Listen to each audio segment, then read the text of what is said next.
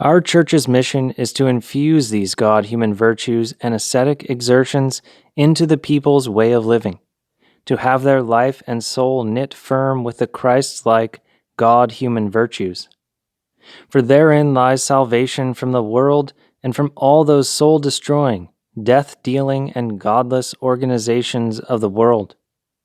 In response to the erudite atheism and refined cannibalism of contemporary civilization, we must give place to those Christ-bearing personalities, who with the meekness of sheep will put down the roused lust of wolves, and with the harmlessness of doves will save the soul of the people from cultural and political putrefaction. We must execute ascetic effort in Christ's name in response to the cultural exercising which is performed in the name of the decayed and disfigured European being, in the name of atheism, civilization, or the Antichrist. Which is why the major task of our church is the creation of such Christ-bearing ascetics. The watchword which should be heard within our church today is, "Let us return to the Christ-bearing ascetics and to the Holy Fathers, to resume the virtues of St. Anthony, St. Athanasios, St. Basil, and St. Gregory, of Saints Sergios and Seraphim of the Russians, of Saints Savva, Prochios, and Gabriel of the Serbs, and others like them, because it was these God-human virtues which brought about St. Anthony, St. Gregory, and Saint Savva.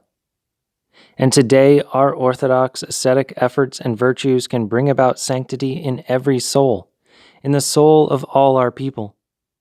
Seeing that the God-human objective of the Church is unalterable, and its means are likewise so, since Christ is the same yesterday, today, and unto all ages. Herein lies the difference between the world of men and the one in Christ. The human world is transient and time-bound, whilst that of Christ is ever whole, for evermore. Orthodoxy, as the single vessel and guardian of the perfect and radiant person of God-human Christ, is brought about exclusively by this extension of virtues by grace, through entirely God-human Orthodox means, not through borrowings from Roman Catholicism or Protestantism, because the latter are forms of Christianity after the pattern of the proud European being, and not of the humble God-human being. This mission of the Church is facilitated by God Himself, because among our people there exists an ascetic spirit, as created by Orthodoxy through the centuries. The Orthodox soul of our people leans towards the Holy Fathers and the Orthodox ascetics. Ascetic exertion at the personal, family, and parish level, particularly of prayer and fasting, is the characteristic of Orthodoxy. Our people is a people of Christ, an Orthodox people, because, as Christ did, it sums up the gospel in these two virtues, prayer and fasting. And it is a people convinced that all defilement, all foul thoughts, can be driven out of man by these alone. In its heart of hearts, our people know Christ and Orthodoxy. They know just what it is that makes an Orthodox person orthodox. Orthodoxy will always generate ascetic rebirth.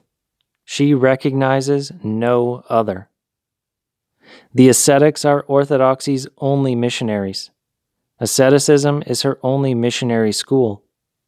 Orthodoxy is ascetic effort, and it is life, and it is thus by effort and by life that her mission is broadcast and brought about. The development of asceticism, this ought to be the inward mission of our church amongst our people. The parish must become an ascetic focal point, but this can only be achieved by an ascetic priest.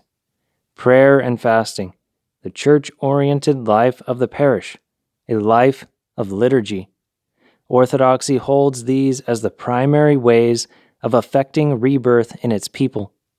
The parish community, must be regenerated, and in Christ-like and brotherly love must minister humbly to Him and to all people, meek and lowly, and in a spirit of sacrifice and self-denial.